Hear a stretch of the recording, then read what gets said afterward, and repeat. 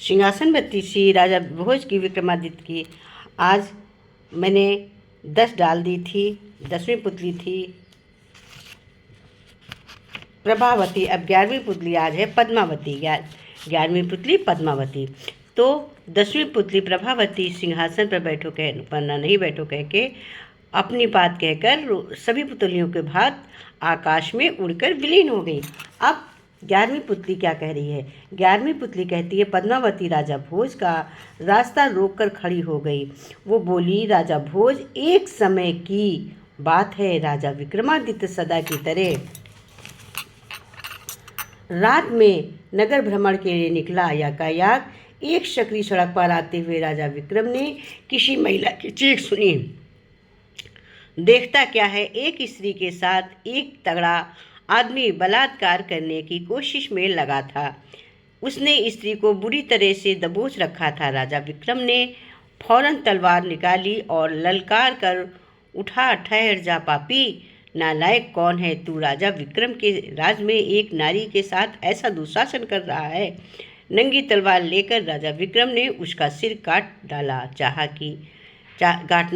चाहा कि अचानक डरी और सिसकती युवती ने विक्रम का हाथ पकड़ लिया। वो कांपते स्वर में बोली, तुम उससे जीत नहीं सकते हो। वो आदमी नहीं, राक्षस है। कई दिनों से मेरे पीछे पड़ा है, जबरदस्ती अपनी पत्नी बनाना चाहता है। भगवान की कृपा से अब तक बचती आ रही है। कोई न कोई बाधा इसकी राह में पड़ जाती है।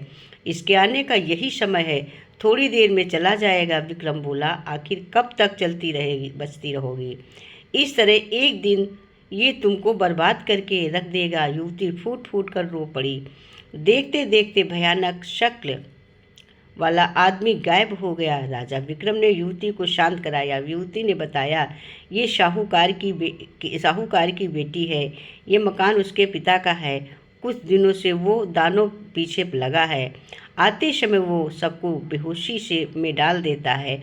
उसके परिवार के सभी सदस्य बेहोश पड़े हैं, सुबह तक बेहोश रहेंगे। ऐसा करने के बाद वो उसे तंग करना शुरू कर देता है। विक्रम बोला, क्या वो रोज आता है? युवती बोली, हाँ, उसके आने का समय निश्चित है। विक्रम ने पूछा, अब तक कब आएगा? युवती कहने लगी, कल रात वो फिर आएगा। विक्रम ने उससे कहा, तो ठीक है, मैं कल रात आऊँगा।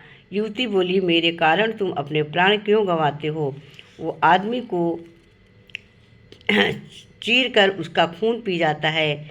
कल रात नगर राक्षस का खून पी गया था। वो बेचारा मेरी पुकार सुनकर मदद करने आया था। विक्रम बोला, तुम चिंता मत करो, मैं आऊँगा। राजा विक्रमादित्य के राज में अबला की इज्जत पर हाथ डालने वाला जिंदा नहीं रह सकता।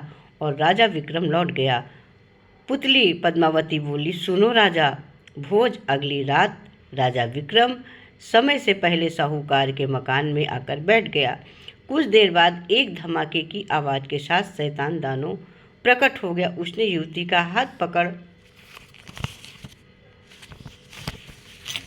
लिया, उसे खींचकर छत पर ले गया। युवती चीखने लगी, पूरी ताकत से लड़ रही थी, पर दानव बेरहम दबोच रखा था। तभी विक्रमादित्य बोला, ठहर पापी, नीच, और अपनी तलवार लेकर झपटा। पर उस दानव ने विक्रम की तलवार छीनकर फेंक दी। विक्रम एक क्षण के लिए घबरा गया, फिर निहत्था वो दानव पर टूट पड़ा। दानव बड़ा शक्तिशाली था।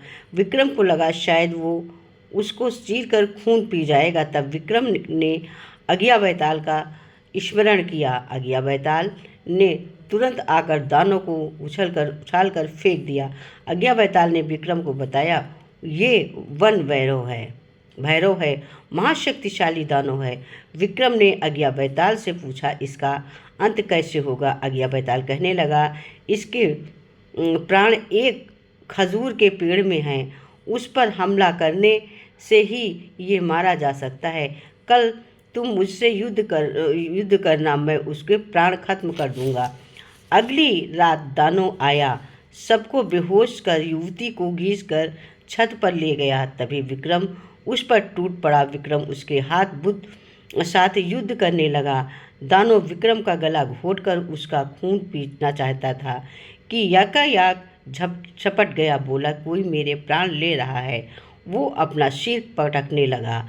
बिल्कुल असहाय शक्तिहीन सा वो विलाप करने लगा। विक्रम बोला, किसी अबला की इज्जत बर्बाद करना महापाप है। दानव राज कम से कम मेरे राज्य में ऐसा नहीं हो सकता है। दानव आश्चर्य में पड़ गया।